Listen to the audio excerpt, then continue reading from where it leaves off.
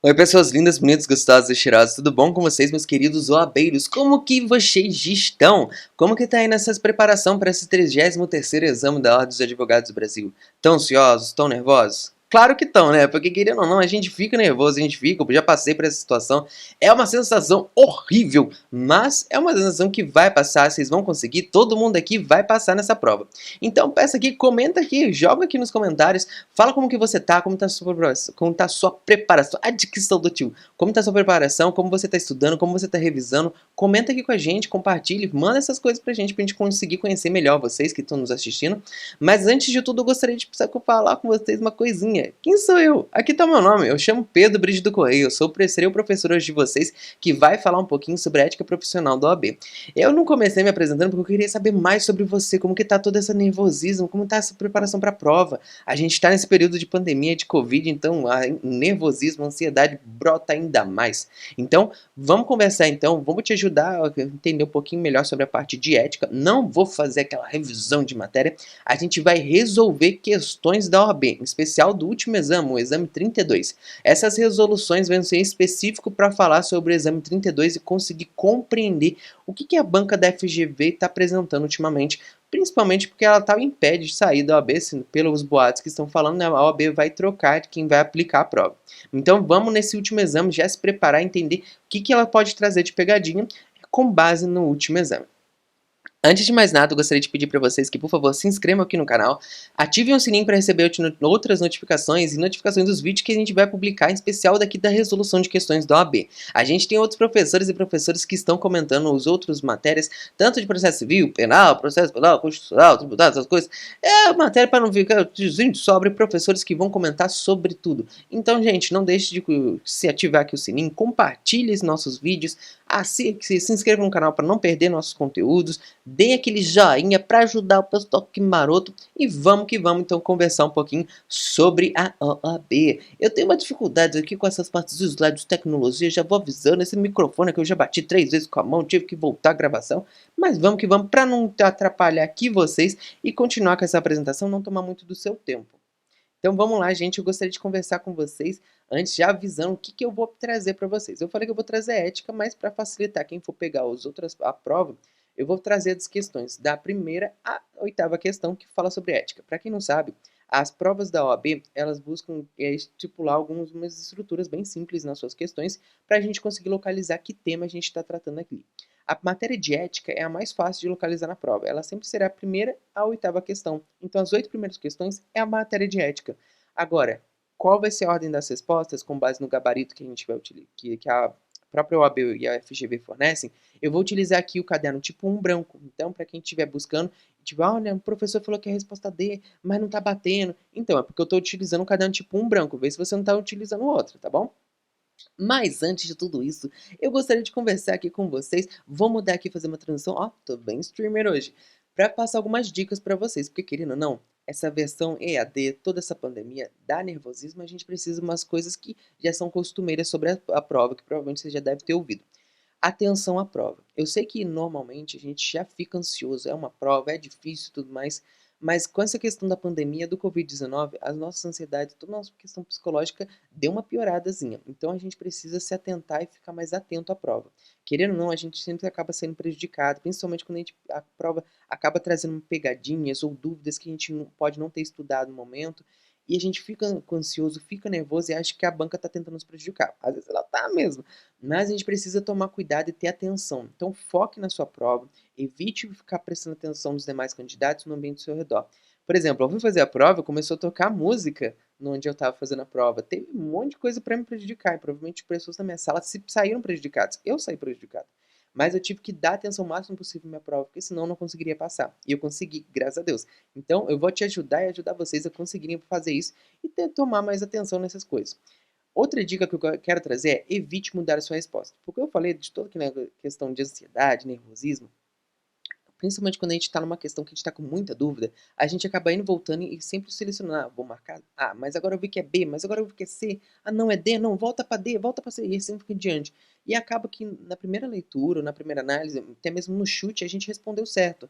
E o que acontece? Na hora de passar o gabarito, a gente mudou tanta resposta que a gente não sabe mais e passa, e a resposta é errada. E é aquela que você estava com dúvida e passou pela primeira vez, era certa. Então, evite ficar mudando a todo momento a resposta. Se você não sabe de fato a resposta, vai estar chutando, chute com sabedoria. A sabedoria do chute é: pegue o primeiro chute que você deu. A gente tem uma sistemática, uma porcentagem de quais questões normalmente sempre aparecem. Mas vamos focar então na questão. Vamos evitar. Se você não sabe a resposta de fato, se você está com dúvida, não fique mudando a sua resposta toda hora, tá bom? Você pode acabar tendo um insight durante a prova e saber a resposta de cara. Mas se isso não acontecer, vamos evitar.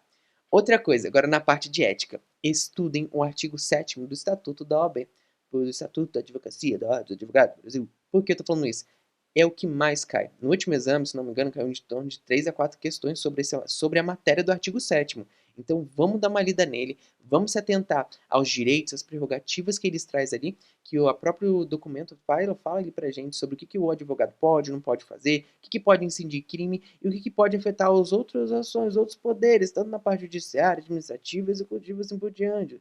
Então tudo isso daí pode afetar, e o artigo 7º é o principal ponto da gente conseguir ganhar alguns pontinhos ali na parte de ética.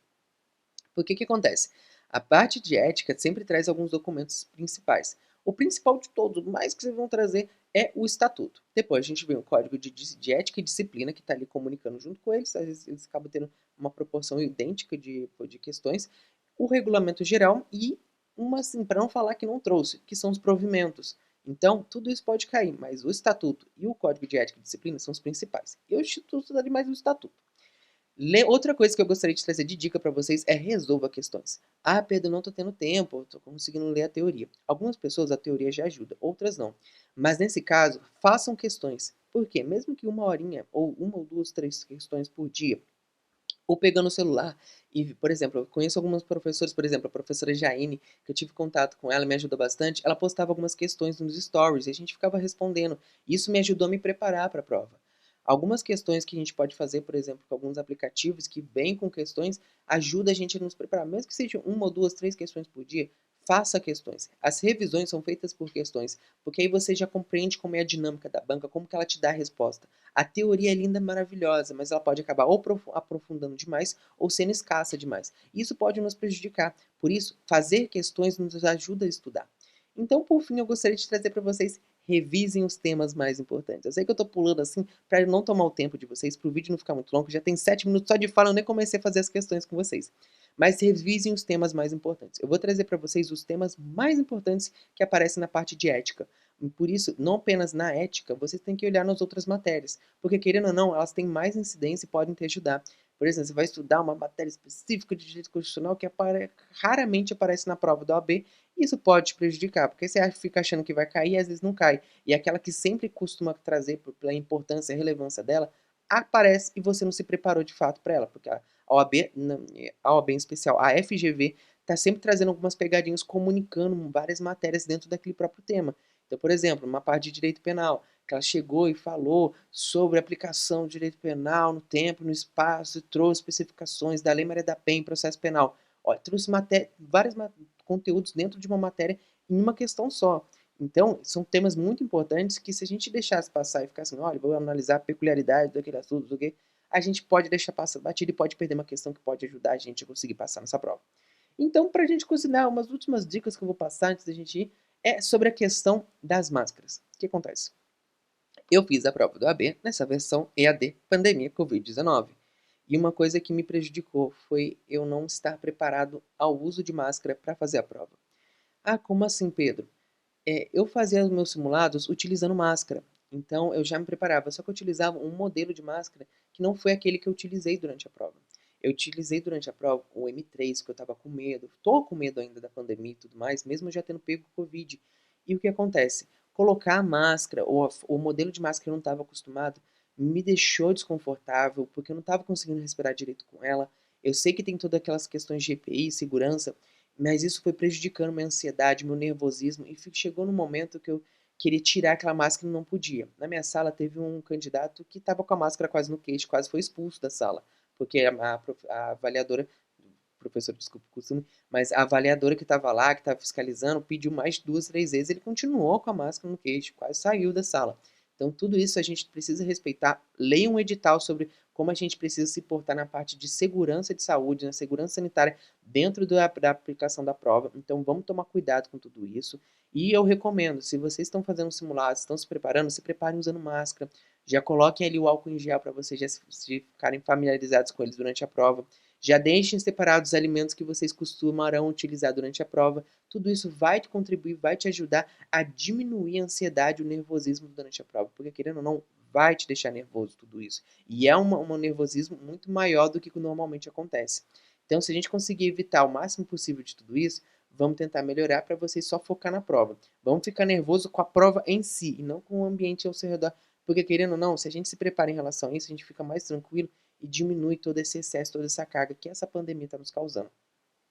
Sem delongas, vamos falar então sobre a matéria mais importante, que é o quê? Que são as matérias que mais estão caindo. Gente, se vocês ouvirem um miadinho aqui no fundo, eu tô gravando, mas meu gato, ele tá carente hoje. Eu tô gravando de madrugada porque eu pensei, nossa, ele vai me dar paz hoje, porque ele vai estar dormindo. Não, ele tá aqui comigo. Então, pra quem é fã de gato de pet, não se preocupa com esse miadinho. Mas vamos focar aqui então sobre o que mais cai aqui em ética.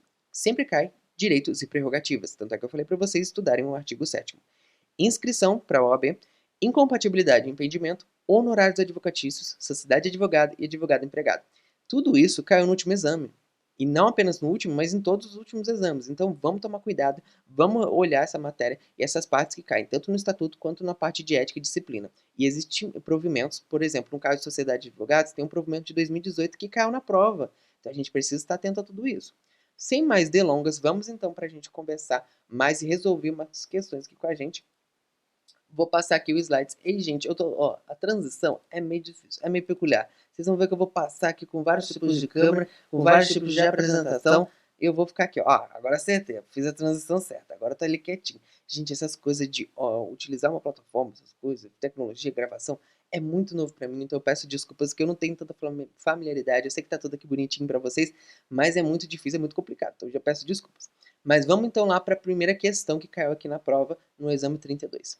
O que acontece? Essa é a questão, eu vou trazer aqui para vocês o tema central dela, mas eu vou conversar em específico sobre o que as peculiaridades que ela buscou trazer, mas antes de tudo, vamos ler sobre esse enunciado. A advogada Clotilde, em manifestação oral em juízo, proferiu algumas palavras sobre o adversário processual de seu cliente. Na ocasião, a pessoa mencionada alegou que teria sido vítima do crime de injúria. Considerando o disposto no Estatuto da Advocacia da Ordem dos Advogados do Brasil, a OAB, é correto afirmar que a. As palavras proferidas podem constituir crime de injúria a fim de se tutelar a adequada condução da atividade jurisdicional. Além disso, Clotilde poderá responder disciplinarmente perante a OAB pelos excessos que tiver cometido. B. A imunidade profissional conferida a Clotilde assegura que as palavras proferidas não constituem injúria, tampouco são passíveis de responsabilização disciplinar perante a OAB, independente da alegação de excesso. C. A imunidade profissional conferida a Clotilde assegura que as palavras proferidas constituem injúria, contudo, ela poderá responder disciplinarmente perante a OAB pelos excessos que tiver cometido. E D. As palavras proferidas podem constituir crime de injúria, a fim de se tutelar a adequada condução da atividade jurisdicional. Contudo, não são passíveis de responsabilização disciplinar perante a OAB, independente da alegação de excesso. Vamos entender mais o que caiu nessa questão? Porque, querendo ou não, se eu for chegar assim e falar assim, gente, a resposta é essa, mas vamos conseguir compreender melhor o que caiu nessa questão. Vamos então aqui ver o que caiu nessa questão para a gente conseguir compreender. Basicamente, o que a gente trouxe aqui, essa questão da OAB, ela buscou falar sobre o artigo 7º. Eu não falei para vocês? Gente, o artigo 7º cai. E caiu o artigo 7º, parágrafo 3º do Estatuto da Advocacia da Ordem dos Advogados do Brasil. O parágrafo 2º, ele fala o quê? O advogado tem imunidade profissional, não constituindo injúria, difamação, desacatos puníveis a qualquer manifestação de sua parte, no exercício de sua atividade, em juízo ou fora dele, sem prejuízo das sanções disciplinares perante a OAB pelos excessos que cometer. Então, se você parar para ver, como por exemplo nas outras questões, matérias das outras partes jurídicas, o conteúdo a gente precisa ter um estudo mais aprofundado muitas vezes. Mas aqui na parte ética, a FGB tenta trazer a literalidade da lei. Então, sempre estude, se você tiver possível, com a lei seca em si, para você grifar e ficar atento do que está caindo. Então, qual que é a resposta em si? Já que a gente entendeu que, na maioria delas, ficou nesse negócio, ó, é punível? Não é punível. Tem imunidade? Não tem imunidade. Tem imunidade, mas pode ter excesso e pode parar, pode sofrer um processo disciplinar pela OAB. E não é punível porque tem imunidade, mas não sofre o excesso porque não gera, né, nada na parte disciplinar para a OAB. Basicamente, as questões vão alternar sobre esses temas. Então, basicamente, a gente trouxe aqui. A resposta é C. A C, ela busca trazer responde, de certa forma, e ela dá a alternativa mais adequada conforme a própria literalidade do artigo 7º, parágrafo 2º. Então, ela fala o quê? A imunidade profissional conferida a Clotilde assegura que as palavras proferidas não constituem injúria, que é o que o próprio artigo 7º, parágrafo 2º diz. Porém, ela traz aqui, contudo, ela poderá responder disciplinarmente perante a OAB pelos excessos que tiver cometendo ou tiver cometido. Nesse caso, ela buscou trazer de forma bem mais resumida o parágrafo 2º do artigo 7º do Estatuto. Então, se parar para ver, ó, por exemplo, as palavras proferidas podem constituir crime de injúria. Não, só se tiver excesso ou se estiver fora da própria o exercício da sua advocacia, ou seja, foge da imunidade. Agora, B. A imunidade profissional conferida a Clotilde assegura as palavras proferidas não constituem injúria. Ok? Tampouco são passíveis de responsabilização disciplinar. Não. O próprio parágrafo 2º fala que sim, podem, o excesso pode. Então, tudo tem uma ponderabilidade que a gente precisa levar em consideração. E, por fim, a D. As palavras podem constituir crime de injúria. Não, porque ela tem imunidade, a fim de tutelar a adequada condução. Contudo, não são passíveis de responsabilização disciplinar. Olha que contradição. Eu posso punir criminalmente, mas não disciplinarmente. O que é mais grave, um crime ou uma sanção disciplinar? Então, tudo isso ela busca te confundir, ela vai ser as alternativas. A literalidade da lei, se você tiver conhecimento disso, te ajuda a responder isso. Então, vamos aqui para a segunda questão, para não tomar mais tempo de vocês. Vamos aqui. Essa parte aqui é mais interessante, que é um pouquinho atualizada e sempre cai nas provas da OAB esse último tema. Então, vocês vão ver que isso aqui, ó, a questão 2 também trouxe o estatuto da OAB na parte do... Qual que é o artigo? Qual que é o artigo? Repita comigo, eu sei que eu tô aqui sozinho gravando com vocês. Vocês vão ver depois, mas é o artigo 7º. O artigo 7º tá caindo direto. É um spoiler, mas vamos entender onde do artigo 7º. Maria, advogada, adotou um recém-nascido, João. A fim de organizar sua rotina, Maria verifica que tem contestação a apresentar em 15 dias e audiência agendada em 40 dias. Em processos distintos, nos quais figura como única advogada das partes que representa, sobre a situação apresentada, assinale a afirmativa correta. Então, o que ela buscou trazer antes da gente passar para as questões? Na verdade, para as respostas. A gente tem uma advogada, única advogada nos casos dos processos dela, que adotou, ou seja, uma advogada adotante. Então, ela vai ter umas prerrogativas, uns direitos específicos para ela, por conta dos cuidados que ela vai ter com o filho dela, que é o João. Em torno de apresentar em 15 dias na audiência agendada, para 40, no caso, que foi tudo certinho, e ela tem como figurar como advogada. Então, o que a gente tem que entender ali? Ela assume uma figura específica dentro da própria possibilidade que o estatuto possibilita para ela, mas, acima de tudo, ela tem algumas coisinhas que podem dar alguns benefícios e outros não. E se a gente acaba lembrando dessa parte do estatuto que vai falar sobre tudo isso, a gente vê que tem 3 tipos de figuras, se não me engano. A gente tem a gestante, a gente tem a lactante, a gente tem a adotante. Então, tudo isso vai influenciar para a gente se confundir na hora da prova, porque cada uma tem, ao mesmo tempo que elas têm uns benefícios comuns, outras têm uns benefícios específicos conforme a condição e o status e o momento que elas estão de vida. Então, a gente precisa levar em consideração. Então, vamos para as respostas, que é as alternativas que o enunciado nos dá, para a gente entender o tema em si. A alternativa A fala que Maria, ao comparecer ao fórum, poderá realizar a audiência e terá direito à reserva de vaga na garagem. Será? A alternativa B fala que Maria terá preferência de ordem para a realização da audiência mediante comprovação de sua condição. Já a alternativa C fala que Maria terá o prazo para apresentar a contestação interrompido desde que notifique o cliente por escrito. E, por fim, a alternativa D fala que Maria, ao comparecer ao fórum para a realização da audiência, não deverá ser submetida a detectores de metais e aparelhos de raio-x, se estiver acompanhada de João. Tem umas coisinhas estranhas aí. Então vamos entender o que ela fala. De certa forma, esse enunciado buscou trazer o artigo 7º-A. Nossa, você falou para estudar o artigo 7. Artigo 7º-A, se acrescenta uma letra, continua sendo 7, mas é só uma pegada legislativa para a gente conseguir trazer o mesmo tema no artigo, para não ficar aquele artigo gigante. Mas, querendo ou não, isso aqui é o artigo 7º que fala sobre direitos e prerrogativos do advogado. O artigo 107º-A fala sobre o direito da advogada em si. No caso, a gestante, lactante e adotante. O que é? A gestante, pelo seu inciso primeiro, ela vai falar o quê? Que ela tem entrada, que ela pode dar entrada em tribunais sem ser submetida a detectores de metais e aparelhos de raio-x e reserva de vaga em garagem dos fóruns dos tribunais. A gestação gera algumas condições e implicações que fazem com que ela não possa passar por algumas situações. No caso de raio-x, detectores de metais são os principais. E ter um acesso a uma vaga exclusiva para ela pode ajudar em relação à sua situação de saúde e do seu filho ou filha. Então a gente tem que levar tudo isso em consideração e aqui o Estatuto buscou trazer. O inciso 2 fala da lactante, adotante e quem der à luz. Tudo isso fala que elas têm direito ao acesso à creche onde houver ou ao local adequado ao atendimento à necessidade do bebê. Então a gente tem várias peculiaridades aqui, a gente tem várias figuras de quem vai ter acesso. Eu falei para vocês que era em torno de 3 figuras, mas eu parando para ver, eu vi que são 4, que eu acabei confundindo. Então temos a gestante, a lactante, a adotante e quem der à luz. Eu sei que cada uma tem uma peculiaridade e tem uma especificidade conforme a condição de saúde que ela tem em relação ao seu filho ou filha. Então tudo isso o Estatuto buscou regulamentar para conseguir dar acesso a benefícios que não comprometam sua saúde e a do seu filho. Então vamos lá, aqui engloba todos que eu quero que vocês tenham atenção e gravem isso para a prova. Quando apresentar essa alternativa e falar sobre qualquer uma dessas figuras, lembre-se, se tiver essa alternativa, essa provavelmente pode ser a certa. Então vai. Gestante, lactante, adotante e a que der à luz tem preferência na ordem das sustentações orais e das audiências a serem realizadas a cada dia, mediante comprovação de sua condição.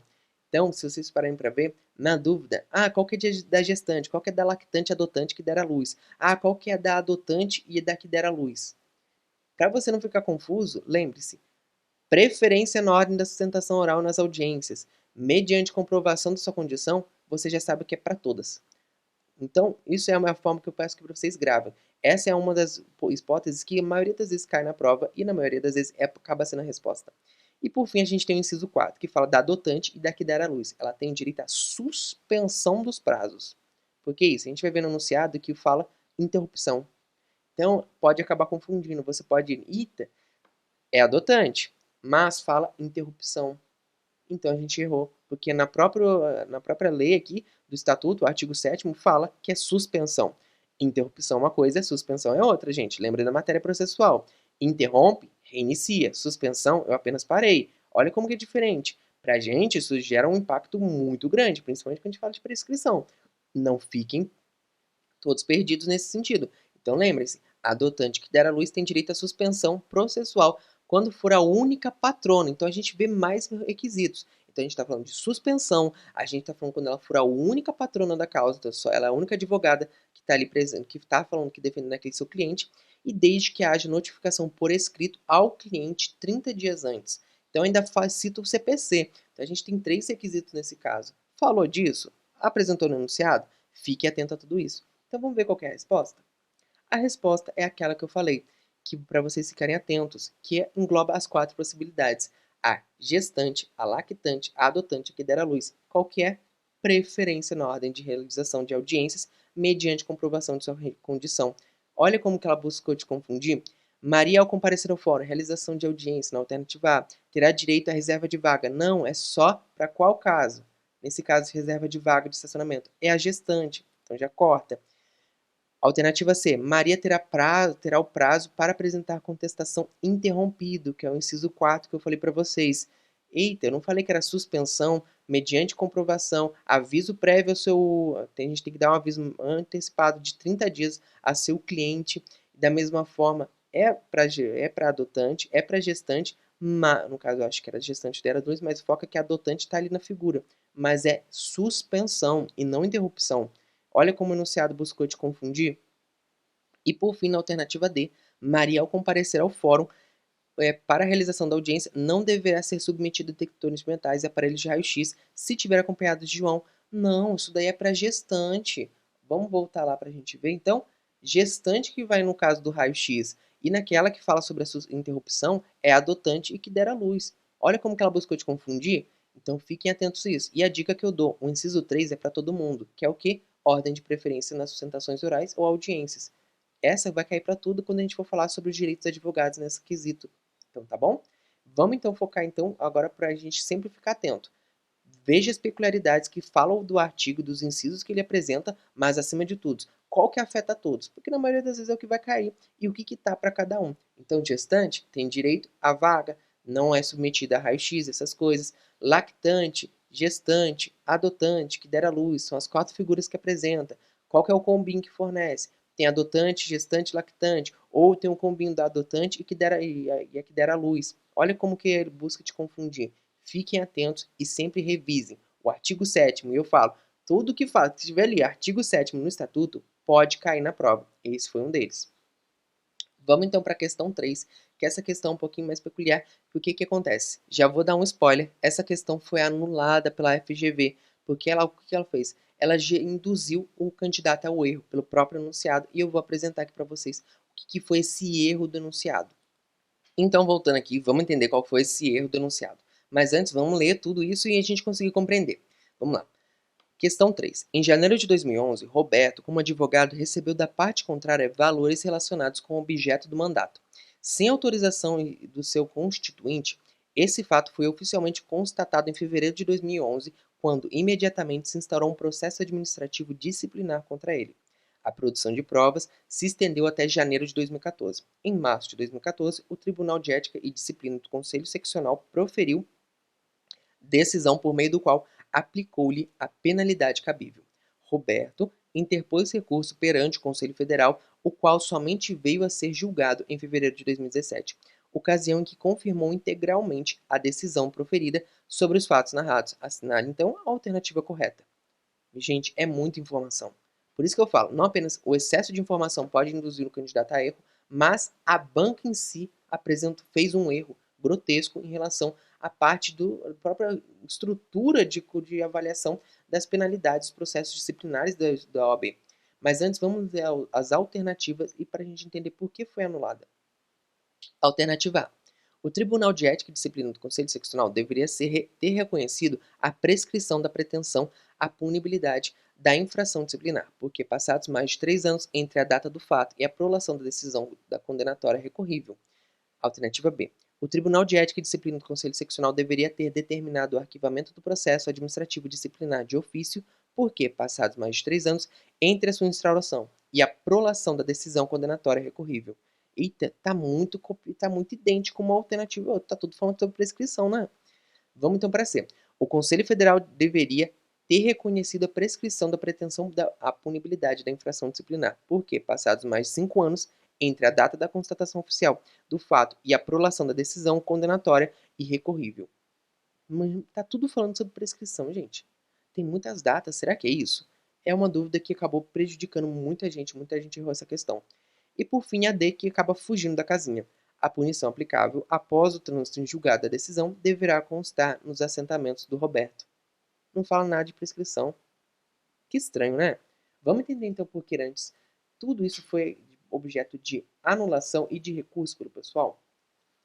A questão foi anulada por quê? O enunciado induz o pessoal ao erro porque ela afirma que o Tribunal de Ética e Disciplina, sobre a decisão desse tribunal, do Tribunal de Ética e Disciplina, foi interposto recurso já para o Conselho Federal. E foge da própria forma de a gente fazer a jurisdição da OAB. Como assim? A gente sabe que no direito a gente tem estrutura, a gente tem instâncias. Eu não posso chegar e já interpor para o STF. Existem casos específicos que eu posso ir lá para a última instância, STF e STJ, e eu também tenho em relação ao Conselho de Ética e Disciplina da OAB. Então a gente tem toda essa estrutura quando a gente for falando de processo disciplinar. Então eu não posso ficar aqui achando, opa, eu já de uma coisa eu já vou para outra. Tem essa possibilidade? Tem, mas em casos excepcionais. E a gente tem uma regulamentação pelo próprio Código de Ética e Disciplina e pelo Estatuto da OAB. O Código de Ética e Disciplina, de forma bem resumida, fala quais são os documentos que vão reger a estrutura de como que vai funcionar as avaliações do processo administrativo disciplinar dos advogados, avaliando as condutas deles. E quando ela vai falar disso? Em qual momento? O artigo 75 e 76 fala pra gente como vai funcionar essa relação, em especial na parte de recurso. Então, de forma bem resumida? De forma bem resumida, vai ser assim.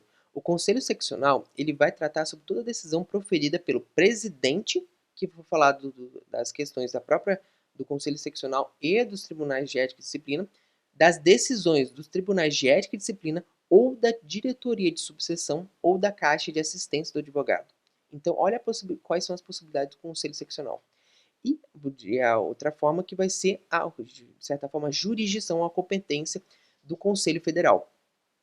A competência do Conselho Federal será distrito às decisões definitivas proferidas pelo Conselho Seccional quando não unânimes ou, se unânimes, contrariem o próprio Estatuto, o Código de Ética e os provimentos e a jurisprudência.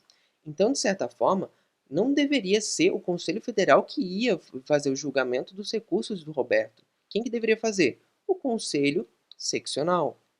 Tem uma ordem, tem uma hierarquia para subir. Existem casos específicos que vai para o Conselho Federal, mas não é esse o caso, não falou sobre as prerrogativas, se Roberto compõe uma função dentro da OAB, se, além de advogado, se ele está numa comissão, se ele é parte de um conselho, se ele está em alguma coisa. Então isso a gente não tem essa informação, então a gente não pode ficar supondo. Então a própria banca, quando foi formular esse enunciado, cometeu um erro, induziu muita gente ao erro. Porque qual é o erro principal? Não sobrefazer a estrutura de interposição do recurso. Qual que é? Se eu estou no tribunal de ética e disciplina, eu tenho que interpor recurso ao conselho seccional. Não gostei, o seccional também foi desfavorável a mim, do seccional, eu vou para o federal, nos casos que permite. E eu pulei alguns degraus. O próprio anunciado pulou, isso é muito sério. O que aconteceu? Gerou a anulação da questão. Olha como tudo isso pode afetar a sua vida. Isso garantiu muitos pontos para muitas pessoas. Não muitos pontos, um ponto no caso. Para muita gente que estava precisando. Mas olha como uma questão em si pode prejudicar muita gente, pode induzir ao erro. Então vamos entender o que caiu de fato nessa questão, porque ela fala muita coisa sobre prazo. Então se ela tivesse certa, então tirasse a palavra Conselho Federal, colocasse Conselho Seccional, que seria então a resposta certa? A resposta certa, no caso, é a própria alternativa D, já antecipando, porque se parar para ver, ela fala muito sobre o 2011, 2014, recebeu oficialmente, não recebeu, aplicou, não aplicou. Ela só queria te induzir ao erro de novo. Ela quis te confundir. Como assim, Pedro? Para ver. Ela fala que em janeiro de 2011, o Roberto praticou, de certa forma, uma coisa que fugia à própria noção da ética e disciplina da OAB. Ou seja, ele fez uma infração disciplinar. Qual que é essa infração? No caso, ele recebeu da parte contrária valores relacionados com o objeto de mandato sem autorização do seu constituinte. Se eu não me engano, é o inciso 19 do artigo 34 do Estatuto da OAB. Olha como que é isso, é sério. Isso gera uma punição. Qual que é essa punição? A gente não precisa se atentar nesse momento, mas a gente precisa ver qual que é o processo de punição e como que vai funcionar para a gente tentar analisar a prescrição. Nesse caso, ele foi recebido oficialmente em fevereiro de 2011. Aí a gente pode ter dois tipos de prescrição. Prescrição do fato, ou seja, de 5 anos, do fato até a punição, ou algum movimento, a gente tem 5 anos para contar, ou do fato em si, ou da constatação oficial, até, de fato, a punição, que tem em torno de 3 anos, que é uma prescrição específica, que é a prescrição intercorrente, mas é só quando o desenrolar do processo administrativo fica parado. Então, o que acontece? Se a gente parar para ver, de fevereiro de 2011, quando imediatamente se instaurou o processo administrativo de disciplinar contra ele. Então, ali a gente já tem um fato que oficialmente foi constatado em 2011. E aí a gente tem o principal ponto que acaba com qualquer tipo de hipótese de prescrição. A produção de provas se estendeu até janeiro de 2014. Então, continuou tendo durante esse período uma avaliação, coleta de provas assim por diante. Então, o processo não ficou parado. Então, não aconteceu a prescrição intercorrente por os 3 anos. Então, acabou a minhas hipóteses. De janeiro de 2011 até 2017, que aconteceu o julgamento, ou até 2014, que aconteceu, em março de 2014, o Tribunal de Ética e Disciplina proferiu decisão por meio do qual aplicou-lhe penalidade cabível. Também não deu 5 anos, porque a gente tem prazo de interrupção. Aqui, segundo o artigo 43, parágrafo 2º do Estatuto da OAB, a gente tem períodos de interrupção, momentos dali que vai acontecer a interrupção e vai reiniciar o prazo. Quais são eles? A instauração do processo disciplinar já interrompe, a notificação válida feita da pessoa dos representados e pela decisão condenatória recorrível.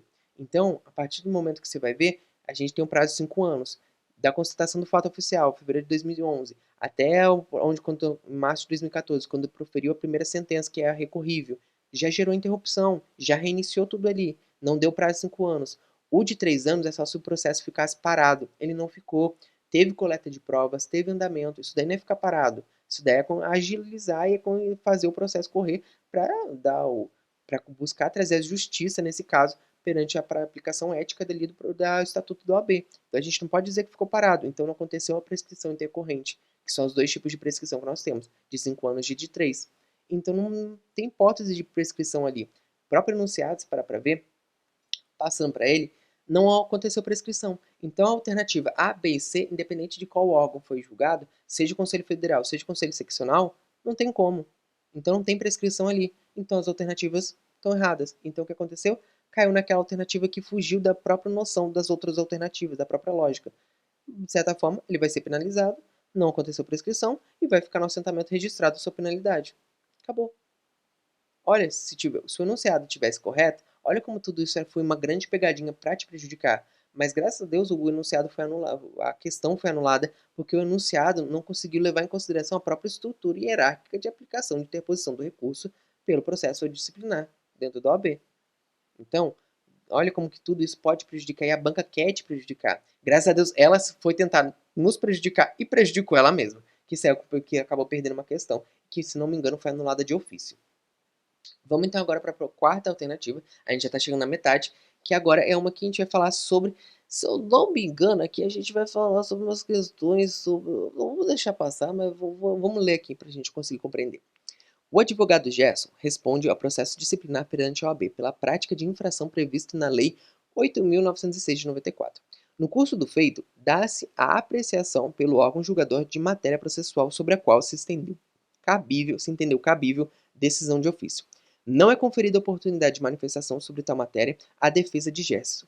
Considerando o caso narrado, assinale a alternativa. Eu deixei só anunciado porque as alternativas são muito grandes, até mesmo para os slides, e fica difícil para vocês lerem se eu colocar muita coisa. Então vamos entender com o que elas trazem. A alternativa A fala o quê? Em grau recursal, é vedada a decisão com base em fundamento sobre a qual não foi dada oportunidade de manifestação à defesa de Gerson.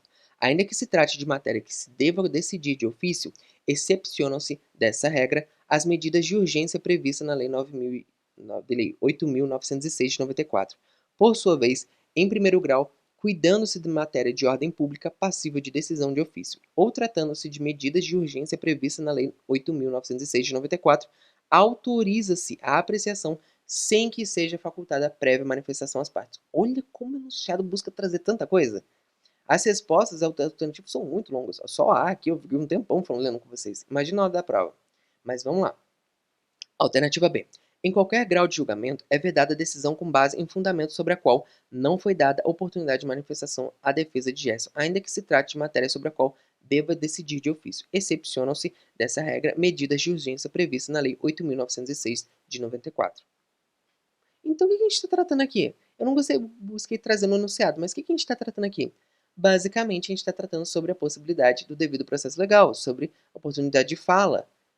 Como assim? Contraditório, ampla defesa, aqueles princípios comuns que a gente costuma trazer. A gente vai ver qual é o princípio específico que está trazendo aqui, mas já vendo de certa forma que as partes precisam falar no processo, eu não posso julgar sem ouvir as outras partes. Existem momentos que eu posso não ouvir a parte, que eu posso julgar de ofício, mas até mesmo aqui no AB, no processo disciplinar, ela precisa seguir as próprias estruturas principiológicas do nosso ordenamento jurídico, que é a Constituição e o CPC nesse caso. Então, vamos então aqui para a alternativa C. Em grau recursal, é vedada decisão com base em fundamento sobre a qual não foi dada oportunidade de manifestação à defesa de Gerson. Ainda que se trate de matéria que se deva decidir de ofício, tal vedação abrange, inclusive, as medidas de urgência previstas na Lei 8.906 de 94. Por sua vez, em primeiro grau, tratando-se de matéria de ordem pública, passível de decisão de ofício ou em caso de medida de urgência, autoriza-se a apreciação sem que se facultada prévia manifestação às partes. E por fim, a alternativa D. Em qualquer grau de julgamento é vedada a decisão com base em fundamento sobre a qual não foi dada a oportunidade de manifestação à defesa de Gerson, ainda que se cuide de matéria sobre a qual se deva decidir de ofício ou que se trate de medida de urgência prevista na Lei 8.906 de 94. Olha quanta coisa! A gente vai lendo tanta coisa que a gente não sabe o que a gente precisa focar e o que é o necessário. Então eu vou ajudar aqui para vocês para a gente conseguir compreender esse enunciado. Basicamente ele buscou trazer o quê? O princípio da não surpresa. O princípio da não surpresa é que o juiz não pode julgar sem ouvir as partes. As partes precisam estar cientes do que o juiz vai julgar. E eu preciso dar minha opinião, preciso manifestar minha defesa ali. Minha defesa, minha acusação, assim por diante. Mas, de certa forma, eu precisava estudar sobre ética nesse caso? Não. Aqui caiu matéria de processo civil. Que é qual? O Código Civil. Qual que é a matéria? O artigo 9 e o artigo 10. O artigo 9 e o artigo 10º. O que eles falam aqui? O artigo 9 e o artigo 10º do CPC fala o quê? Não se proferirá decisão contra uma das partes sem que ela seja previamente ouvida. Parágrafo 1º, parágrafo único no caso, o disposto do caput não se aplica à tutela e o provisório de urgência, hipóteses de tutela de evidências previstas no artigo 311, incisos 1, 2 e 3, e as decisões previstas no artigo 701. Então, olha como que ela vai falar. O próprio artigo 9, ele fala que o quê? Que não se proferirá sem ouvir a outra parte, somente em casos de urgência. Então, já te dou a resposta ali. E o artigo 10º corrobora tudo isso falando que o juiz não pode decidir em grau algum de jurisdição com base em fundamento a respeito do qual não se tenha dado às partes a oportunidade de se manifestar, ainda que se trate de matéria sobre a qual deva decidir de ofício. Então, o juiz, algo que se a gente parar para ver, precisa ouvir as partes, mesmo que atue de ofício, ele não pode deixar de ouvir, e somente em caso de urgência. E onde a gente acha tudo isso? No regulamento geral inserido em 21 de 8 de 2019, que é o artigo 144b da OAB. Então, o que ele fala? Não se pode decidir, em grau algum de julgamento com base em fundamento e a respeito do qual não se tenha dado às partes oportunidade de se manifestar anteriormente, ainda que se trate de matéria sobre a qual se deva decidir de ofício, salvo quando as medidas de urgência previstas no Estatuto. Então, basicamente, ela buscou trazer o que é esse enunciado? Que você tivesse noção que esse princípio foi inserido no Estatuto, no processo disciplinar da OAB, é recente, tanto é que o provimento que trouxe no regulamento é muito recente, 21 de 8 de 2019, quase batendo com a linha do edital de 2020. Da mesma forma, ele buscou falar o quê? Que não pode ser ouvido, que é o princípio da não surpresa, pode em alguns casos, que é somente em urgência, e mesmo que seja uma decisão de ofício, precisa ser ouvido. A exceção é em caso de urgência, que é o ponto que é principal, que aqui a gente vê que a resposta é a resposta B, que ela é o principal foco porque ela fala, em qualquer grau de julgamento é vedada decisão com base em fundamento sobre a qual não foi dada oportunidade de manifestação ou defesa de Gerson, ainda que se trate de matéria sobre a qual se deva decidir de ofício. Excepciona-se dessa regra medidas de urgência previstas na Lei 8.906 de 94. Tudo ali que estava no artigo 144 para 144b do Regulamento Geral. Agora vamos entender por que as outras não estão de acordo? Em grau recursal é vedada a decisão com base em fundamento sobre a qual não foi dada oportunidade de manifestação de defesa. A gente está na A. Ainda que se trate de matéria em que se deva decidir de ofício. Ok, tudo aí. Excepciona-se dessa regra medidas de urgência previstas na Lei 8.906 de 94, por sua vez, em primeiro grau. Eita, tem alguma coisa errada aí. Cuidando-se de matéria de ordem pública. Ninguém falou de ordem pública. Já vamos parar por aqui.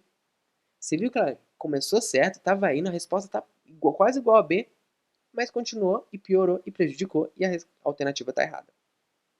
Vamos então para C.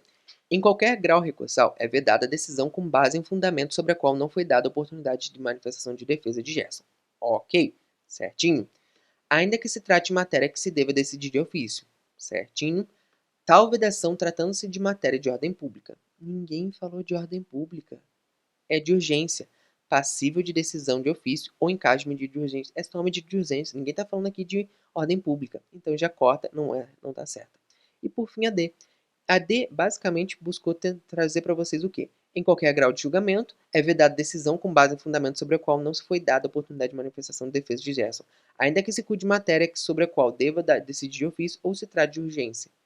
De certa forma, o D é o extremo. Então, não pode decidir sem ouvir outra parte, mesmo que seja de ofício ou que tenha matéria de urgência. Não, mesmo que seja esses casos, o juiz tem que ouvir. E não, a próprio regulamento geral fala que sim, existe uma exceção, que é em casos de urgência. Não dá para ouvir outra parte. A urgência, nesse caso, faz a menção ao princípio da não surpresa que traz ali, no caso, as questões do artigo 9º, do artigo 10º e que outras partes do CPC que a gente precisa lembrar, da tutela de urgência, tutela provisória, que pode prejudicar o réu se esperar prejudicar o réu não, prejudicar uma das partes, caso espere que a outra se manifeste, porque pode estar em perigo de risco do direito, risco de sofrer um prejuízo, tanto a parte quanto o próprio direito em si que está sendo tutelado. Tá bom, gente?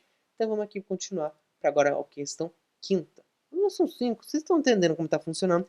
A gente está aqui revisando tudo isso. Para quem acabou de chegar, tá pulando de algumas questões, já está indo para algumas específicas. A gente está aqui revisando aqui as questões de ética. A gente está aqui na questão 5 do caderno tipo 1, branco, para a gente conseguir compreender melhor sobre tudo isso. Vamos então ler o enunciado e conseguir compreender e constatar qual que é a matéria que ele está puxando aqui na nossa questão. Vamos lá então, gente. O que a gente está falando então?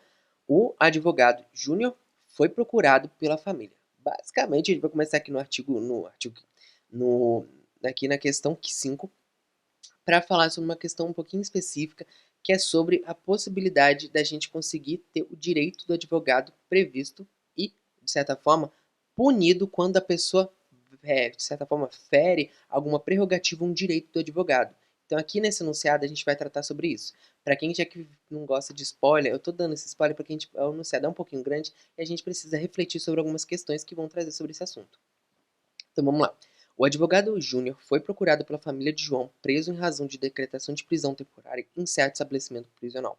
Dirigindo-se ao local, Júnior foi informado que João é considerado um preso de alta periculosidade pelo sistema prisional, tendo em vista o cometimento de diversos crimes violentos, inclusive contra advogado, integração à organização criminosa e descumprimento de descobrimento de um plano de fuga a ser executada pelo mesmo um grupo. Ou seja, o caso aqui de João é muito sério. E o Júnior, que está ali para tentar ajudar o João, está até com o risco dele, porque outros advogados já sofreram com ele. Mas o que isso tem a ver? Isso afeta, de certa forma, as prerrogativas do direito do advogado? Não. Porque o enunciado continua falando o quê? Diante de tais circunstâncias, o diretor do estabelecimento conduziu Júnior a uma sala especial onde poderia conversar com João na presença de um agente prisional destinado a garantir a segurança do próprio Júnior e dos demais. Além disso, foi exigida a apresentação de procuração pelo advogado antes de deixar o estabelecimento prisional. Tem alguma coisa errada? Não tem? Eu acho que vocês já devem saber o que é. Eu falei para vocês lerem qual artigo? Artigo 7º, ou seja, terceira questão que faz menção ao artigo 7º do Estatuto. Vamos então ler as alternativas que o enunciado dá para a gente conseguir compreender por que o artigo 7º está aqui presente. Vamos lá. Alternativa A. É exigível a apresentação de procuração quanto às condições exigidas para a realização da entrevista por serem devidamente justificadas, não indicam violação de direitos. Eita! Eu preciso de procuração? As condições ali fazem que eu precise da procuração e, ao mesmo forma, não indicou nenhuma violação de direito ali? Tem certeza? Vamos então para B, então, para a gente ver o que as outras falam. Alternativa B. Não é exigível a apresentação de procuração. Já as condições exigíveis para a realização da entrevista violam direitos e implicam em cometimento de fato penalmente típico pelo diretor do estabelecimento. Ou seja, ela está trazendo, então, algumas questões que a gente precisa levar em consideração. Precisa de procuração? Houve uma violação de um direito do advogado? Essa violação gera uma penalização para alguém? Então, são as três coisas que a gente precisa ficar atento, que o enunciado vai tentar nos confundir. Então, vamos para C. É exigível a apresentação de procuração. Falo da procuração. Já as condições exigíveis para a realização da entrevista indicam violação de direito. Falou de uma violação de um direito. Devendo ser cometidas por meio das medidas judiciais cabíveis, tais como a impetração de habeas corpus. Eita! Será que é isso mesmo? E, por fim, alternativa D. Não é exigível a apresentação de procuração. Falou de procuração. Já as condições exigíveis para a realização de entrevistas indicam a violação de direito. Falou de uma violação de direito. Devendo ser combatidas por meio de medidas judiciais cabíveis, tais como a impetração de habeas corpus, não se tratando de fato tipicamente tipificado penalmente. Eita! Então, basicamente, a gente trouxe aqueles três conceitos que o enunciado buscou trazer. Um direito a ser violado, uma exigência que é uma procuração, e se esse direito violado, se ele de fato é punível penalmente. Basicamente é isso que ela está tentando te confundir. Vamos entender então qual que é a resposta perante o Estatuto da OAB e os demais regramentos? Voltando ao enunciado, a gente precisava ficar atento ao qual ponto.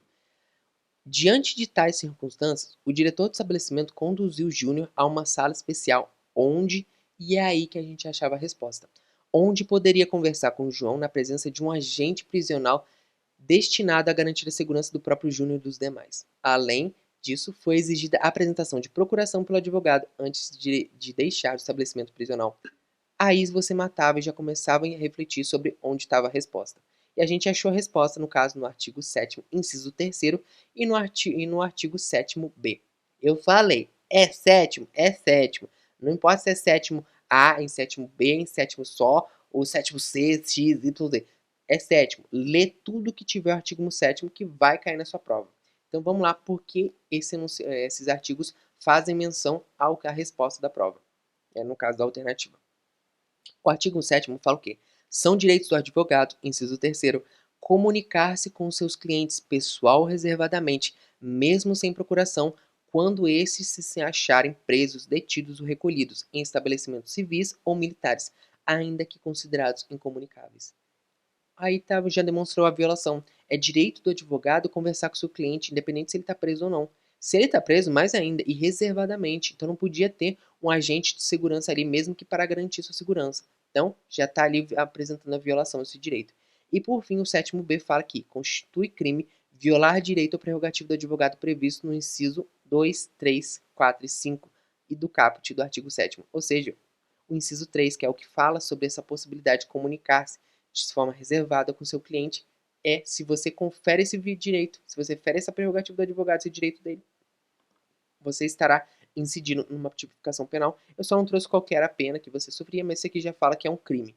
Então ali você já viu a violação. Então, a gente tem os 3 pontos principais. Precisa de procuração? Já fala ali que não precisa de procuração. Qual é o direito? Poder comunicar com o seu cliente de forma reservada e recolhida. E foi violado. E, de certa forma, quem viola sofre uma punição. No caso, vai ser sofrido. Então, qual é a resposta aqui do enunciado? Basicamente, a resposta é a alternativa B. O que fala? Não é exigível a apresentação de procuração, ok. Já as condições exigíveis para a realização da entrevista violam direitos e implicam o cometimento de fato penalmente tipificado pelo diretor do estabelecimento, porque foi o diretor que deu essas ordens. Então pronto, a gente achou todos os pontos que a gente matava com base no próprio estatuto, no artigo 7º, no artigo 7º e no artigo 7º-B. Então o que fala? Não é exigível procuração. O direito violado é o direito de eu poder conversar com o meu cliente e da mesma forma, de forma reservada, lembra disso? E a autoridade, de certa forma, que é o diretor do estabelecimento, que fez essa violação, que deu a ordem para ser violado esse direito, sofrerá uma punição penal. No caso, sofrerá uma punição criminal. Então a gente matou aqui o enunciado. Os outros buscou te confundir com todo esse aspecto. No caso, a maioria falou que é exigível a procuração seja corta. Então A e C já estão fora. Não precisa de procuração. A D fala que não é exigível. Porém, ele fala o quê? Já as condições exigíveis para a realização de entrevistas indicam violação. Ok, então não precisa de procuração, violou um direito. Até aí tudo bem, mas qual que é a alternativa D apresenta-se como errada? Devendo ser combatido por meio de medidas judiciais cabíveis, tais como impetração de habeas corpus. Ok, tudo legal. Não se tratando de fato tipificado penalmente. Não, é sim. O 7º-B fala do Estatuto da OAB, fala sobre que quem violar esses direitos, no caso específico, sofrerá uma punição criminal, será responsabilizado. Então, esse era o erro aqui da alternativa D. Vamos então para a questão 6, para a gente continuar aqui e finalizar, para a gente conseguir ver um pouquinho desse vídeo, assistir, coloca aqui no volume, na velocidade 2 se for preciso, e depois vai revisar outras matérias, vai descansar, porque querendo ou não, eu sei que vocês estão cansados, eu sei que até eu tô aqui cansado falando uma hora aqui com vocês, resolvendo essas questões, imagino vocês que ainda estão se preparando para a prova e tem outras matérias a estudar. Então vamos lá.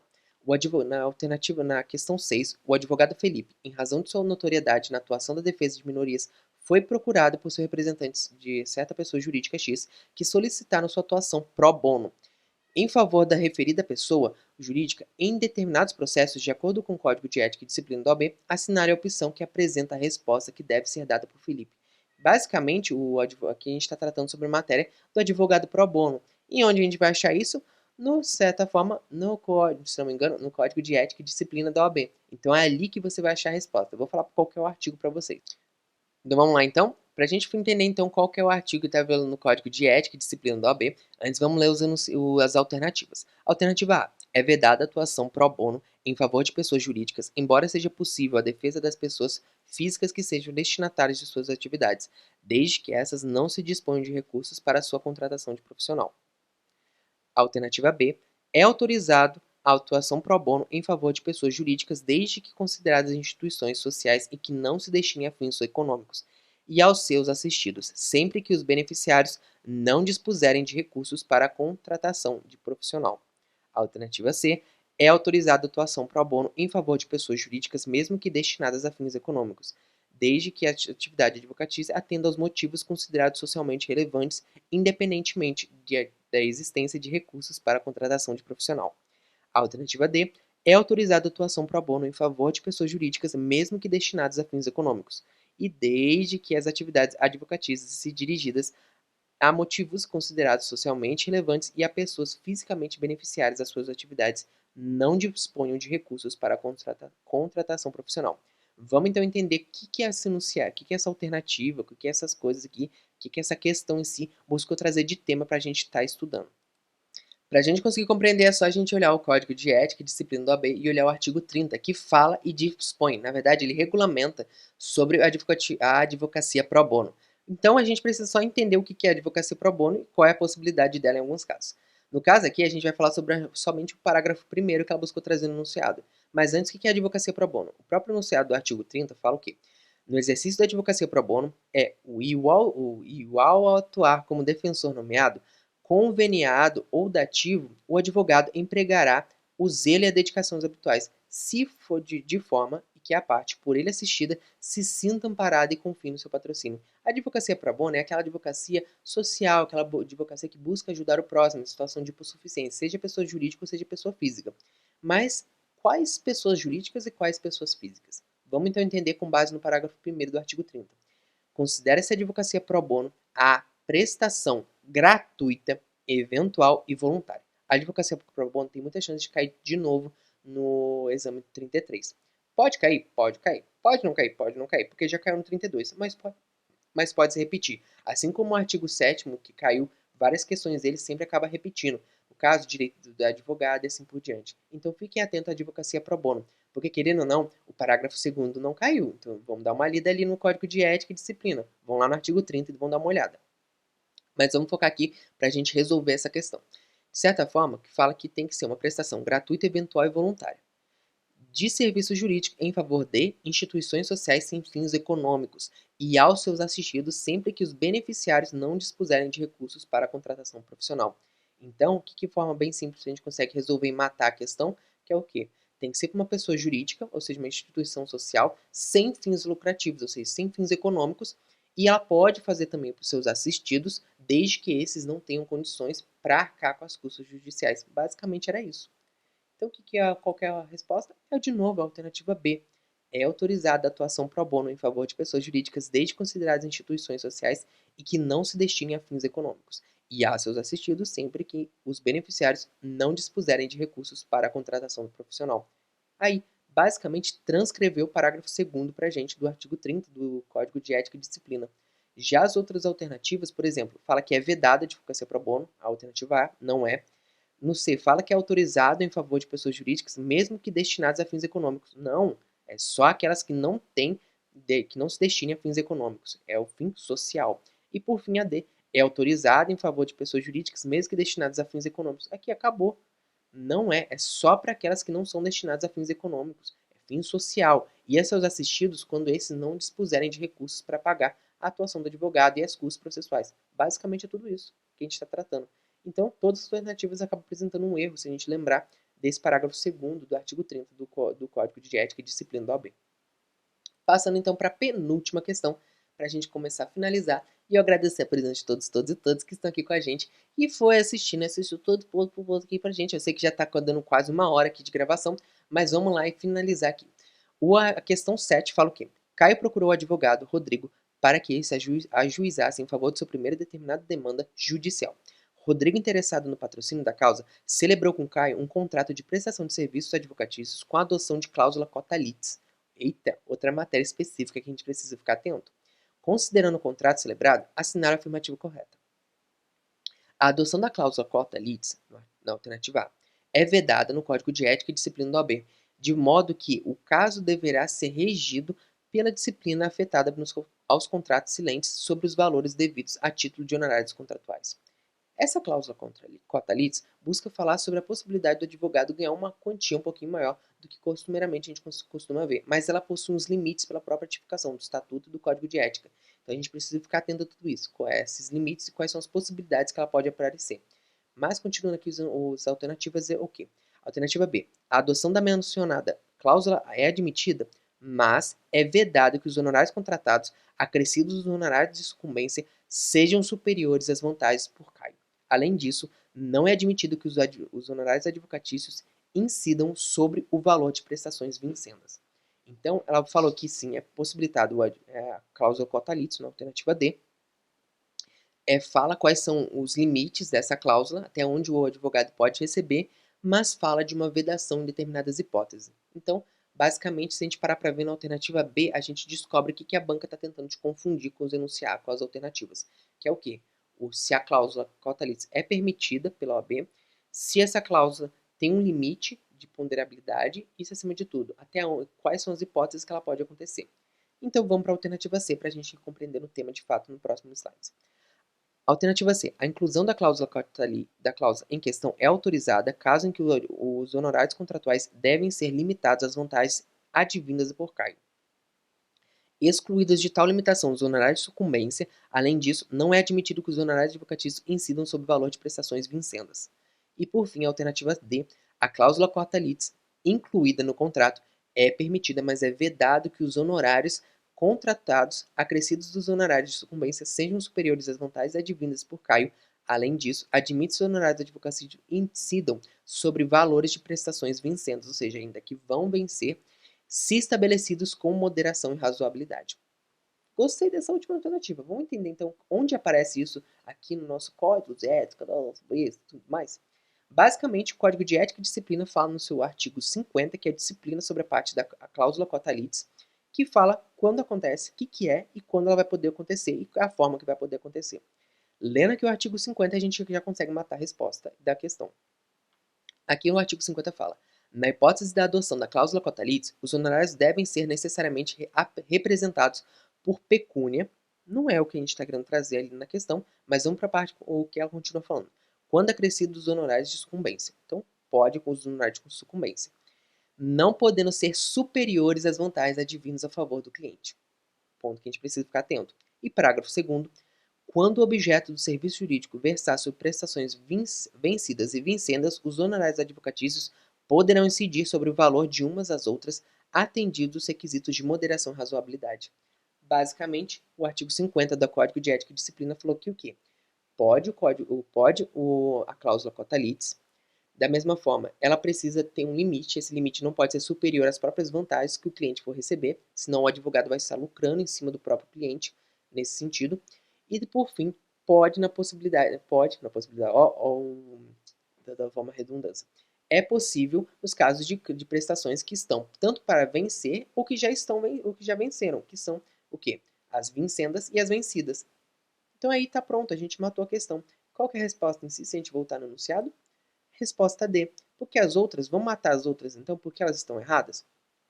A adoção da cláusula quota litis é vedada. Não é vedada, já está errada a adoção da mencionada cláusula é admitida, mas é vedado os honorários contratados acrescidos dos honorários de sucumbência. Não pode honorário com sucumbência, eu posso comunicar os dois, sejam superiores a advindas por cargo. Então, tá certo, de certa forma, pode ser, de certa forma, os dois podem comunicar, tanto os contratados quanto sucumbência, mas eles não podem ser superiores a CAR, até aí tudo bem. Além disso, não é admitido os honorários da advocacia incidam sobre valores e prestações vincendas. Não, o próprio enunciado fala. O enunciado do artigo 50 não fala que, no parágrafo 2º, não fala que não é permitido. Fala assim, pode vencenda, pode vencida, mas com razoabilidade e proporcionalidade. Então, falou que não pode. Falou que a gente precisa tomar cuidado e ter ponderabilidade e razoabilidade na hora de fazer esse cálculo. Não falou que não é permitido, então já está errado. E por fim, a C, que está errada, também fala que a inclusão da cláusula quota litis é autorizada caso em que os honorários contratuais devem ser limitados às vantagens advindas da carga, contratuais e sucumbenciais, de certa forma, excluídos de tal limitação os honorários de sucumbência. Será mesmo? Vamos voltar ali para a gente ver se é de sucumbência? Aqui, ó. Cautelitos honorários devem ser necessariamente apresentados pecúnia, acrescidos honorários de sucumbência. Então, os honorários de sucumbência não estão fora dessa jogada. Eles vão para o cálculo. Os contratados e os de sucumbência vão fazer e não podem ser superiores às vantagens acrescidas do seu cliente. Então, voltando ao anunciado, a alternativa C fala que, continuando aqui, excluídos de tal limitação os honorários de sucumbência. Não, eles são incluídos. Além disso, não é admitido que os honorários advocatícios incidam sobre o valor de prestação vincenda. Então a gente já matou a questão ali. Se você não lembrava da sucumbência, lembre das prestações vincendas. Podem ser incididas a cláusula de contratação das cláusulas quota litis. A alternativa D é a certa. A cláusula cotalite incluída no contrato é permitida, mas é vedado que os honorários contratados, acrescidos dos honorários de sucumbência, sejam superiores às vontades advindas por Caio. Além disso, admite-se honorários advocatícios incidam sobre valores de prestações vincendas, se estabelecidos com moderação e razoabilidade. Basicamente, transcreveu o parágrafo 2º e parte do caput do artigo 50 do Código de Ética e Disciplina. Então vamos aqui para a última questão, para a gente matar e finalizar aqui nossa resolução de questões na parte de ética. Então aqui, gente, com a última questão para a gente finalizar e entender como que foi a parte de ética no último exame, do exame 20, do exame 32 daqui da OAB. Vamos entender então como que funcionou. Vamos lá. Questão 8ª. A Sociedade de Advogados AIB Advogados está sediada no Rio de Janeiro. Entretanto, em razão das circunstâncias de mercado de seus clientes, verificou que seria necessário ao bom desempenho de suas atividades profissionais constituir uma filial em São Paulo. No que se refere ao ato da constituição da filial e à atuação dos sócios, assinar a afirmativa correta. O enunciado quer te prejudicar no sentido de estar tentando te induzir, de certa forma, a ficar confuso. Por quê? Porque ele colocou uma palavrinha que, se não me engano, sofreu uma recente alteração por um provimento na estrutura da OAB. Mas vamos ver os enunciados e entender por que algumas questões aqui podem nos induzir ao erro. Vamos lá. Alternativa A. O ato de constituição da filial deve ser averbado no registro da sociedade e arquivado no Conselho Seccional de São Paulo, ficando todos os seus sócios obrigados à inscrição suplementar junto ao Conselho Seccional de São Paulo. Até aí tudo bem, a gente lembra que quando a gente quer fazer uma filial, a gente precisa verbar o contrato, o registro na seccional que a gente está querendo e a gente tem que ver qual que é a seccional. O enunciado aqui vai tentar te induzir ao erro no sentido de que falar que tem que ser registrado, é averbado, é arquivado na seccional da cidade a qual você já tem sede. Então, no caso, é Rio de Janeiro. Então, ela vai te confundir entre São Paulo e Rio de Janeiro. Vamos ver então a B se faz isso. A alternativa B fala que o ato de constituição da filial deve ser averbado no registro da sociedade e arquivado no Conselho Seccional de São Paulo, ficando obrigado à inscrição suplementar junto ao Conselho Seccional de São Paulo apenas aqueles sócios que habitualmente exercerem a profissão naquela localidade, considerando-se a habitualidade de intervenção judicial que exceder 5 causas por ano. Eita! O enunciado está querendo te induzir ao erro, hein? Tô falando isso porque vocês vão ver por que por que esse negócio tá tão, eu tô querendo insistir nisso. Porque vocês vão ver o que eu vou trazer para vocês. Alternativa C. O ato de constituição da filial deve ser averbado no registro da sociedade e arquivado no Conselho Seccional do Rio de Janeiro, ficando obrigado à inscrição suplementar junto ao Conselho Seccional de São Paulo apenas aqueles sócios que habitualmente exercerem a profissão daquela localidade, considerando essa habitualidade de intervenção judicial que exceder 5 causas por ano. Basicamente, a alternativa B e C são semelhantes, a única coisa que muda é onde você vai arquivar o negócio do seu registro, a constituição do seu filial. Se vai ser no Rio de Janeiro ou vai ser em São Paulo. E a D, que fala que o ato de constituição da filial deve ser averbado no registro da sociedade e arquivado no Conselho Seccional do Rio de Janeiro, ficando a todos os sócios obrigados à inscrição suplementar junto ao Conselho Seccional de São Paulo. Vamos então entender o que aconteceu? Basicamente, o enunciado que buscou te induzir ao erro em 2 pontos. Primeiro, você deveria, no caso deveria, mas você precisaria saber sobre como funciona a criação de uma filial, onde você averba e onde você tem que registrar, onde você não tem, se tem que registrar, se os demais membros precisam registrar ou não. Então, como que funciona tudo isso? O enunciado buscou te confundir na questão de constituição do filial e atuação dos sócios. Buscava saber se você estava atualizado nesse provimento. Por quê? Segundo o artigo 15, parágrafo 5º do Estatuto da OAB, o ato da constituição da filial deve ser averbado no registro da sociedade e arquivado no Conselho Seccional onde se instalar, ficando os sócios, inclusive o titular da sociedade unipessoal de advocacia, obrigado à inscrição suplementar. A inscrição suplementar é quando você atua fora do seu conselho seccional que você está registrado e você tem uma atuação que excede 5 causas lá. E por conta disso você tem que fazer uma inscrição suplementar ali. Então, isso você precisava lembrar desse assunto. Mas o ponto que eu vou querer trazer com vocês é que o quê? Basicamente, o artigo 15, parágrafo 5º, estava regulamentado pelo provimento 112 de 2006, que ele também buscava trazer atenção, nesse caso, nesse provimento, do artigo 7º, parágrafo 1º. Ele literalmente é uma cópia e cola um do outro. Mas ele foi atualizado pelo provimento 187 de 2018, em que ele fez a seguinte alteração. Vamos ler então esse parágrafo primeiro. O contrato social que previr a criação de filial, bem assim, o instrumento de alteração contratual contratual para essa finalidade deve ser registrado também no Conselho Seccional da OAB em cujo território deve funcionar, ficando sócios obrigados à inscrição suplementar. Até aí tudo bem? Dispensados os sócios de serviços que não venham a exercer a advocacia na respectiva base territorial. Então, olha como que ele buscou te confundir. No enunciado, ela fala constituição da filial e atuação dos sócios. Então, dessa forma, todo mundo ali que é sócio tem que fazer a inscrição, porque todos os sócios ali, para atuarem, precisariam estar inscritos nessa seccional, que vai ser onde vai estar a filial. Então, esse é o ponto que a gente buscou trazer, que de certa forma, se você não ficasse atualizado, você poderia incidir ao erro. Porque o novo provimento fala que se você não exerce a advocacia ali, se você não tem o exercício da advocacia ali, você está nessa sociedade de advogados, mas você como sócio atua somente na sede, não precisa atuar lá na filial, porque você não tem causas lá, não tem por que você fazer essa inscrição suplementar. Já no enunciado, ele falou que não. Tanto para constituir a filial, quanto para atuar o escritório precisava, aquela sociedade precisava exercer. Aí veio o problema, que é aí que você precisava entender que todos os sócios precisariam fazer a inscrição suplementar e a mesma forma, onde faria essa inscrição. Então vamos entender onde se faria?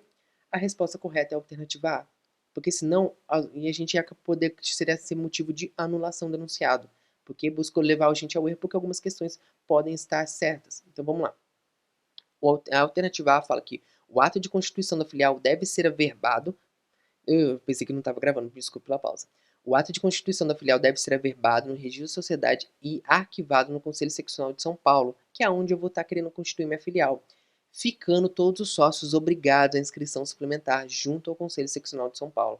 Então, ao mesmo tempo, eu preciso registrar e arquivar lá no Conselho Seccional e todo mundo precisa se inscrever suplementarmente lá no Conselho Seccional, porque eu quero, ao mesmo tempo, ter uma filial e atuar lá. Então esse foi o problema que matava a questão.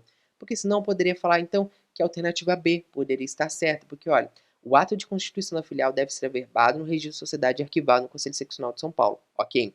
Ficando obrigados à inscrição suplementar junto ao Conselho Seccional de São Paulo apenas aqueles sócios que habitualmente exercem a profissão naquela localidade. Então, ele buscou mostrar que o quê? Se o advogado não está atuando, não tem 5 causas ali, até que se a gente continuar, pode até ver isso, considerando-se a habitualidade a intervenção judicial que exceder 5 causas por ano. Então, se a gente parar para ver, ela buscou trazer a natureza da inscrição suplementar. A inscrição suplementar, basicamente, se você tem mais 5 causas, precisa fazer inscrição. Mas se o advogado dessa sociedade não quer atuar ali ou não vai atuar, não tem por que ele fazer essa inscrição. Só porque você está vinculado à sociedade, é uma inscrição desnecessária, é um gasto desnecessário. Então não tem por que fazer isso. Então o que aconteceu com esse novo provimento, se não me engano, 187 de 2018, o que aconteceu? Não é mais obrigatório. Só se você for atuar. Você pode ficar na sede onde você atua pela filial e na que você que está sendo constituída nova em outra seccional, você não precisa, somente se você for atuar ali de certa forma e atuando, levando em consideração a inscrição suplementar, mais 5 causas. Então, basicamente, o enunciado buscou te confundir sobre onde você vai registrar e se é possível que todos sejam obrigados a fazer essa inscrição. Por fim, a C falou que a inscrição que toda a verbação tem que ser no Rio de Janeiro, já está errado. E a mesma coisa a D, que falou que é no Rio de Janeiro. As duas falaram Rio de Janeiro, já corta. E na B a gente cortava porque não é obrigado a todos. Não, desculpa. A B a gente já cortava porque é obrigado a todos, porque o enunciado fala que ao mesmo tempo quer constituir e quer atuar. E por isso todos são obrigados a estar ali atuando, estar ali fazendo a inscrição. Basicamente, o enunciado buscou te confundir isso. Se você não tivesse noção sobre o provimento, você ficaria confuso. Ou se você nem tivesse noção sobre o provimento, só ficasse focando no código de ética e no estatuto, você já conseguiria responder. Mas é sempre bom se atualizar. Porque, querendo ou não, o provimento foi cobrado aqui a atualização. Se o enunciado não falasse sobre a atuação dos seus sócios, a resposta seria B. Olha como que poderia te incidir ao erro se você não ficasse atento. Então vamos ler tudo isso, tá bom, gente? Fora tudo isso, eu gostaria de agradecer a todos e todas que estiveram aqui com a gente. Eu vou ver qual que é o segundo foto. Eu canto aqui bonitinho com vocês. Eu acho que esse aqui é uma. Deixa eu ver. Esse aqui é legal. Eu gostei desse aqui que eu. Aqui eu mesmo amo. Minhas redes sociais. Então o que acontece, gente? Muito obrigado a todas e todos que estão aqui com a gente. Muito obrigado por ter me ouvido até o momento. Muito obrigado por ter acompanhado todos esses vídeos. Não se esqueçam de assistir os vídeos dos outros pessoal que está aqui com a gente. Os outros professores e professoras que vão estar comentando algumas matérias aqui do último exame, do exame 32 que aconteceu da OAB. Vamos então compreender um pouquinho melhor sobre esse assunto. Eu espero que eu tenha contribuído para vocês os pontos específicos que mais estão caindo. Lembrando mais uma vez, vamos ler o artigo 7º do Estatuto da OAB. Eu falo 7º, 7º A, 7º B, 7º, só o 7º. Vamos ler eles porque ele está caindo, que é o 3 vezes. Então se atenta a esses documentos, Estatuto e Código de Ética. O regulamento caiu uma vez, mas ele pode cair outras vezes e caiu até provimento se a gente não tivesse atenção. Então vamos ficar atento a tudo isso. Basicamente, a parte de ética busca trazer a literalidade da lei, mudando algumas coisas e te confundindo com alguns tópicos. Reconheça os tópicos que estão sendo cobrados, na maioria das vezes são 3, e veja o que os enunciados estão confundindo, misturando. Um vai estar certo, os outros vão estar mudando algumas coisinhas para te confundir, para te induzir ao erro. Basicamente é isso. Muito obrigado mais uma vez por terem acompanhado. Não se esqueçam de se inscrever no canal. Comentem aqui se vocês gostaram, se vocês têm alguma indicação, alguma ponderação para a gente fazer. Compartilhe o nosso vídeo, se inscreva no canal, ative o sininho, acesse minhas redes sociais. Se tiverem com dúvida ou quiserem material, alguma coisa, mande mensagem para mim no meu e-mail ou no meu inbox no Instagram, no meu famoso privado, e eu vou estar ali respondendo vocês, te ajudando, tirando dúvidas se vocês tiverem, até onde eu conseguir responder para vocês, especial na parte de ética ou outras matérias que eu tiver domínio, tá bom? Eu fico à disposição, muito obrigado mais uma vez, um beijo, um cheiro, um queijo e até mais, gente linda, bonita, gostosa e cheirosa. Tchau, tchau!